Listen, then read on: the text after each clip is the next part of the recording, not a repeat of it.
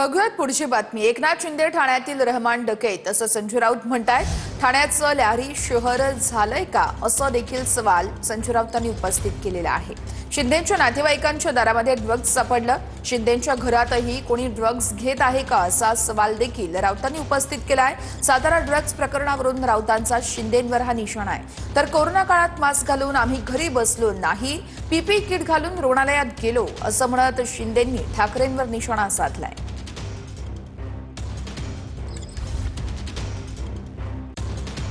ठाण्याचं लॅरी झालंय का? धुरंधरमध्ये एक लॅरी नावाचं शहर, सगळ्यात मोठा कराचीतला गुंडांचा अड्डा कुठला असेल तर ते लॅरी शहर। आपण त्या सिनेमात पाहिलं असेल, त्यात एक रहमान डकैत आहे, रहमान डाकू आहे, तो या शहरात सुद्धा आहे।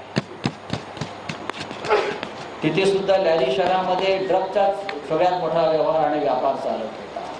त्या राज्याचे उपमुख्यमंत्र्यांच्या नातेवाईकाच्या दारात तिथून ड्रग्स इथे येते का?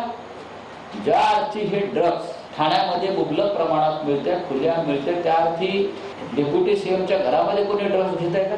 त्याचा तपास व्हायला पाहिजे। रहमान डकैत असा आरोप करतात, मात्र कोविड काळात खऱ्या अर्थाने कोणी काम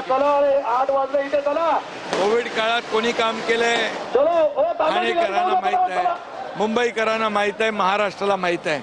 घरी बसून मास्क लावून आम्ही घरी बसलो नाही। आमचा अजेंडा खुर्चीचा नाही, आमचा अजेंडा सत्तेचा नाही, आमचा अजेंडा विकासाचा।